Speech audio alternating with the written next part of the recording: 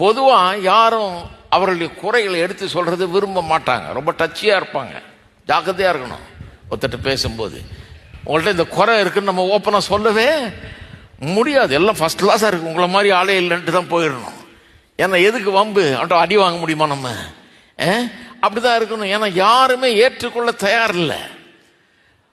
ஆனால் இந்த ஆவியினால் நிறைஞ்சவன், இருதயம் மாற்றப்பட்டவன், இந்த சேவை செய்கிற இருதயத்தை உடையவன் எப்படி இருக்கிறான்? ஒருத்தர் நம்ம குறை எடுத்து சொல்லும்போது 3 காரணங்களுக்காக சொல்கிறாங்க எனக்கு தெரிஞ்சு. அதுக்கு மேலேயும் இருக்கலாம்.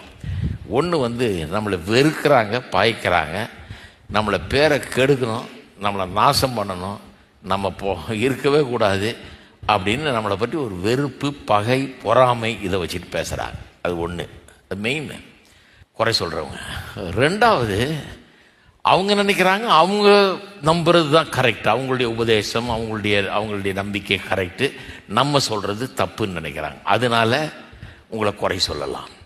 அது அடுத்த லெவல். 3வது, உண்மையாகவே உங்கள்கிட்ட ஒரு குறை இருக்குதுன்னு உங்களை ரொம்ப நேசிக்கிறவங்க, உங்களுடைய நலனை விரும்புகிறவர்கள், நீங்கள் நல்லா இருக்கணும்னு நினைக்கிறவங்க, உங்கள் பின்னால் நிற்கிறவங்க உங்கள்கிட்ட சில குறைகளை பார்க்குறாங்க.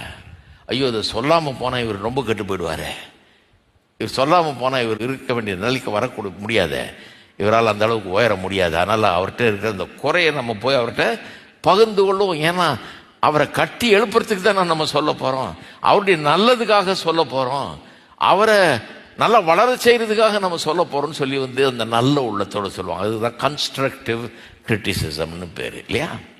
இந்த முதல் 2 கேட்டகரியில் இருக்கிற ஆளுங்களை திருத்தவே முடியாது.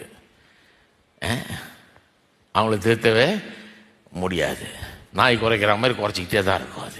அது கண்டுக்காமல் நம்ம போகிற மாதிரி போயிட்டே இருக்க வேணும் தான். அப்படிதான் அது.